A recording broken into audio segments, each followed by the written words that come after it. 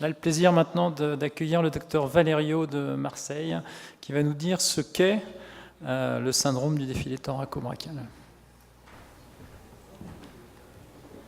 Bonjour à tous. Donc je dois vous parler des aspects cliniques et diagnostiques du syndrome du défilé.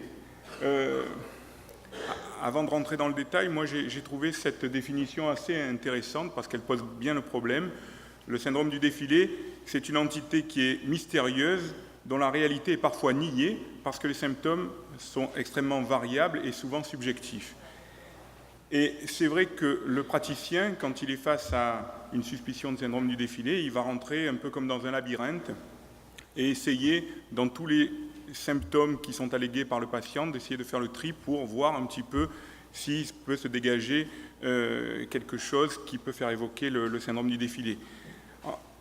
Parallèlement, les patients sont souvent dans une errance diagnostique avec une souffrance psychologique qui est importante. Il y a un retentissement dans la sphère privée et également des difficultés socio-professionnelles qui font que les gens sont très handicapés et très demandeurs. Donc ça, c'est important aussi dans le tableau clinique.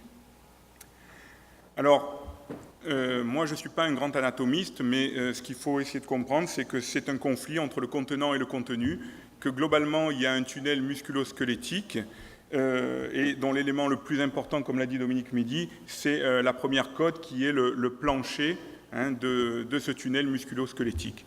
Et le contenu, eh bien, c'est ce paquet vasculo-nerveux qui va être comprimé par certains mouvements forcés.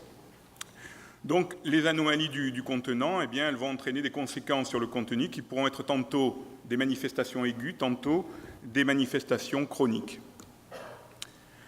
Alors, avant de rentrer dans les détails de ces manifestations, quelques considérations. D'abord, eh bien, ce conflit il est extrêmement fréquent dans la population générale. On va retrouver souvent des morphotypes qui sont évocateurs, avec donc des problèmes de posture. On le verra sur la diapositive suivante. Il faut savoir que lorsqu'il y a des anomalies anatomiques osseuses, c'est celles qui sont le plus facilement mises en évidence par les examens paracliniques, et c'est aussi celles qui vont avoir les expressions cliniques souvent les plus bruyantes. Donc c'est peut-être là où il y a le diagnostic le plus facile. Mais malheureusement, souvent, ces anomalies, elles sont frustres, voire invisibles. Alors, finalement, la question qu'on doit se poser en tant que médecin, c'est à quel moment bien, ce conflit devient une maladie. Et on va voir que le plus difficile pour nous, ça va être d'établir un lien de causalité certain entre, d'une part, des symptômes et, d'autre part, les anomalies anatomiques qu'on pourra mettre en évidence éventuellement par des examens paracliniques. C'est pour ça que dans la démarche diagnostique, à mon avis, le plus important, c'est l'enquête clinique qui doit être menée un petit peu comme un interrogatoire policier. Alors, cette diapositive pour vous montrer que de simples problèmes de posture peuvent entraîner des conséquences sur cet espace musculo-squelettique. Lorsqu'on se tient normalement, eh bien, la pince est naturellement ouverte. Je ne sais pas si... Ah, j'ai fait une erreur. Je cherchais le stylo. Ah oui, c'est pas sur le même, pardon. Donc, dès qu'on est en hypotonie musculaire sur les scalènes, eh bien, on va avoir un abaissement de la première côte. Donc, si le plancher s'abaisse, l'espace s'ouvre. Lorsqu'il y a une hypertonie musculaire des scalènes, par exemple, eh bien, la première côte va s'ascensionner un petit peu et l'espace se ferme. Et donc, bien, chez les patients qui ont des anomalies du syndrome du défilé, on va pouvoir parfois retrouver une attitude antalgique qui va consister à une posture visant à ouvrir cet espace. Et donc, la posturologie est importante dans cette pathologie.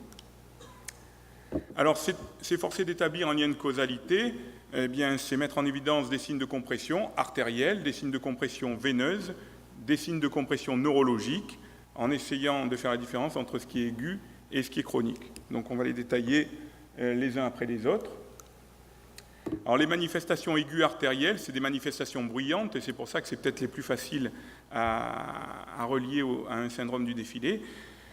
Ces anomalies, en fait, lorsqu'il y a une anomalie artérielle, souvent c'est que le conflit est extrêmement important et il entraîne une lésion de l'endartère au départ et puis souvent le développement d'un anévrisme à l'endroit où l'artère est traumatisée par le conflit. Et donc, lorsqu'il y a un anévrisme qui se développe, bien, il y a du thrombus à l'intérieur, souvent de la paroi, qui tapisse la paroi, et c'est ce thrombus qui peut éventuellement entraîner des microembolies distales, et ces microembolies distales peuvent engendrer des nécroses digitales, des ischémies très distales au niveau des doigts, avec des phénomènes emboliques qu'on peut objectiver lors d'artériographie, par exemple. Il peut y avoir également des signes d'ischémie aiguë au niveau de la main, c'est lorsqu'il y a une thrombose beaucoup plus proximale, et là, le diagnostic est facile, donc il faut y penser systématiquement chez les patients sans antécédents particuliers. Lorsqu'on a des manifestations artérielles aiguës, il faut bien sûr avoir en tête une complication du syndrome du défilé. Les manifestations aiguës veineuses, souvent elles surviennent dans un contexte particulier. Alors, c'est des sports. Classiquement, c'est l'haltérophilie parce que c'est un effort qu'on appelle à glotte fermée, et cet effort entraîne une compression veineuse et une thrombose aiguë de la veine. Mais c'est vrai qu'on peut le retrouver dans tout un tas de mouvements forcés, de facteurs déclenchants, comme le port de poids lourds, et donc, eh bien, finalement, l'anamnèse et l'interrogatoire nous permettent facilement de retrouver une cause déclenchante. Alors, ces manifestations aiguës, bien, ça va être tout simplement des manifestations de thrombose veineuse profonde au membre supérieur, c'est-à-dire un membre démacié, douloureux, rouge, et le diagnostic est relativement facile à faire, mais parfois, cet épisode aigu peut être beaucoup plus frustre, passer inaperçu, et puis on se retrouve simplement quelques semaines après ou quelques mois après avec quelqu'un qui a déjà une circulation collatérale, et on est déjà dans le cadre de l'obstruction chronique. Alors, les manifestations chroniques, c'est bien entendu les plus fréquentes. Ces manifestations aiguës-là sont rares. Les manifestations chroniques, c'est celles qui sont les plus fréquentes. L'interrogatoire est capital. Souvent, on retrouve des manifestations qui sont positionnelles. Et il faut savoir que dans tous les symptômes qu'on va retrouver, allégués par les patients, c'est en grande majorité des signes neurologiques qu'on va retrouver. Dans 90% des cas, les signes veineux et les signes artériels, vous le voyez, sont beaucoup plus rares. La difficulté pour le praticien, ça va être, là encore, de faire le tri entre toutes ces manifestations et savoir qu'est-ce qui est à relier à un syndrome du contenu et du contenant. Alors, les manifestations artérielles chroniques, eh bien, c'est les manifestations telles que la claudication artérielle. Vous connaissez la claudication artérielle pour le membre inférieur. Eh bien, on va pouvoir retrouver lors de l'interrogatoire la même symptomatologie pour le membre supérieur. Et puis surtout des phénomènes de pâleur et de froideur de l'extrémité lors de certains mouvements ou lors de ports de charge lourde, puisque là encore, c'est des mouvements qui vont déclencher la fermeture de cet espace, qui vont entraîner une compression temporaire dans l'artère. Donc c'est quelque chose de très mécanique. Les manifestations veineuses chroniques, eh bien, ça va être une fatigabilité du membre lors de, là encore, certaines positions ou certains efforts dans certaines positions, un œdème, et puis classiquement, eh bien, c'est le signe de la bague. Vous interrogez les gens, et ils ont enlevé les bagues du côté de la main ou du côté du membre où il y a le syndrome du défilé. Parfois, on peut observer également à l'examen clinique des signes de circulation collatérale. Alors, les manifestations neurologiques chroniques, c'est celles qu'on va voir le plus souvent. Très, très souvent, dans l'anamnèse, il y a un facteur déclenchant. C'est souvent post-traumatique, avec un traumatisme du rachis du membre supérieur, qui est le déclencheur de ces symptômes. La symptomatologie est riche. Il y a des douleurs, il y a des paresthésies, il y a des parésies. Il peut y avoir aussi une hyperactivité sympathique avec des hypersudations unilatérales. Lorsqu'on va regarder les personnes qui ont un syndrome du défilé depuis de longues années, on va être frappé par l'aspect avec ce dos voûté et cette position en fait qui est une position antalgique pour ouvrir le syndrome du défilé. On appelle ça le droopy syndrome, donc c'est facile à retenir et ça doit nous mettre sur la voie. Alors après, il y a tous les tests cliniques qu'on peut réaliser. Alors il faut savoir qu'il y en a énormément qui ont été décrits, que c'est des choses qui sont décrites depuis début des années 1900. il y a très peu de spécificité de ces signes cliniques. Donc, je vous les ai mis les uns à la suite des autres. Le plus ancien, c'est le test d'Hudson. Il se fait donc sujet assis, le bras étant légère abduction, rétropulsion, et on va observer la disparition du pouls lors de l'inspiration. Le test de Wright, donc là c'est celui le chandelier statique, c'est-à-dire qu'on met le membre en abduction à 180 degrés, en rotation externe, et on recherche là encore l'abolition du pouls ou la présence de douleurs neurologiques, c'est-à-dire de paresthésie et de douleur. Le test d'Allen, c'est là encore une position forcée. Le membre est examiné, placé à 90 degrés en abduction, et en rotation externe également à 90 degrés. Là encore, on va rechercher l'abolition du pouls lors de cette manœuvre.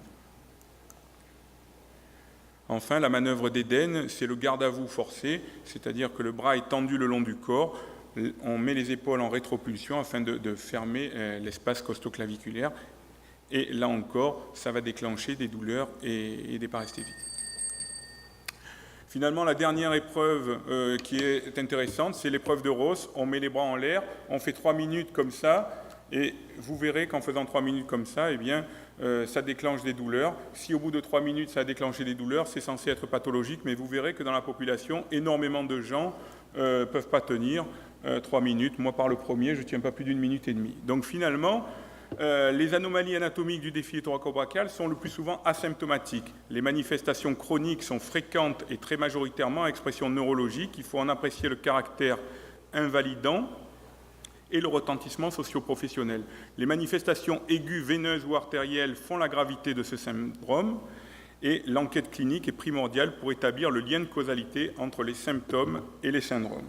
Et si vous devez retenir quelque chose, c'est simplement essayer de penser que c'est une compression sur le plancher de la première côte et que ça peut entraîner des signes artériels, veineux et neurologiques qu'il faut essayer de retrouver à l'interrogatoire. Je vous remercie.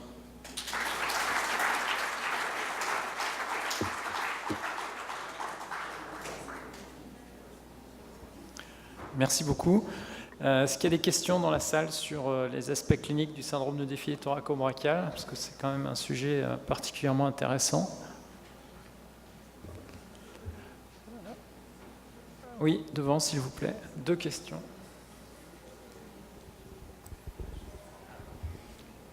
Alors, ce qui va suivre l'examen clinique, moi j'en parlerai tout à l'heure, c'est pas vraiment le sujet, mais c'était l'apport ensuite de l'écho-doppler, parce que, bon, on va passer à l'imagerie tout de suite. Alors, 2 choses que les médecins vasculaires qui sont là doivent savoir, c'est que l'écho-doppler, c'est pas l'examen forcément de base pour rechercher un syndrome du défilé, c'est le Doppler continu, et je vous rappelle que la cotation, c'est la seule cotation qui comporte le Doppler continu, c'est 1000 fois plus fiable que l'écho-doppler, couleur, triplex et tout ce que vous voulez. Ensuite, on le complète par un écho-doppler. Et puis, on a une dernière façon d'observer, de mettre en évidence avec certitude un syndrome artériel. On colle une sonde de photoplétismographie sur le doigt et on fait le dynamique avec ça. Le signal s'effondre, 0, c'est un syndrome du défilé, inversion artérielle.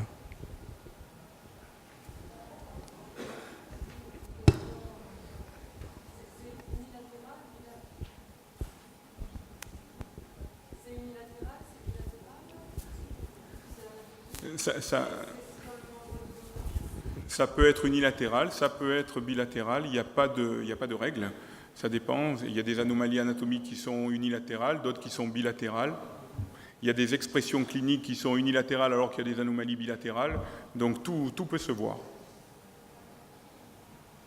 Avec ton expérience, selon quel est le signe clinique ou quel est le test diagnostique qui serait le plus évocateur pour toi, le plus spécifique d'un syndrome thoraco-brachial ?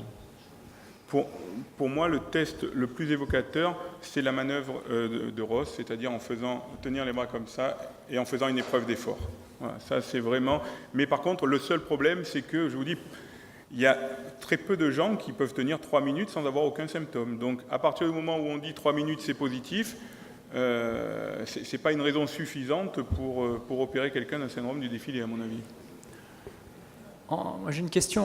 En médecine du sport, on attache pas mal d'importance, alors c'est peut-être une erreur, on va dire, une description d'une espèce de fatigabilité en fait, à l'effort qui survient de façon très rapide par rapport à un tableau de tendinopathie, de lésions musculaires. Donc, moi, je me rappelle d'un nageur qui disait qu'au bout de 25 mètres, il ne pouvait plus nager. Enfin, il décrivait ça comme ça. Il disait « mais je vous avais mal, je ne peux plus nager ». Et d'une décoratrice qui m'expliquait que quand elle changeait les rideaux, en fait, il fallait qu'elle fasse un côté, qu'elle redescende, qu'elle récupère et qu'elle aille de l'autre côté, une espèce de fatigabilité. Est-ce que pour vous, ça c'est un élément intéressant dans l'interrogatoire ou pas? C'est très... Je réponds? Oui, je réponds. Oui, allez-y. À mon avis, c'est très important. L'interrogatoire est vraiment le plus important et quand on tient un symptôme, il faut essayer d'aller jusqu'au bout pour essayer de voir cette fatigabilité. Est-ce qu'elle est d'origine artérielle? Est-ce qu'elle est d'origine veineuse? Parce que si c'est une récupération immédiate en très peu de temps, dès qu'on relâche l'effort, c'est plutôt artériel, mais il peut y avoir aussi des claudications veineuses qui, avec une récupération qui est plus longue, à mon avis. Donc c'est très important de faire préciser justement quel est le mouvement déclencheur, au bout de combien de temps, et à quel moment le patient a complètement récupéré. Merci beaucoup pour cette présentation et cette réponse. Donc,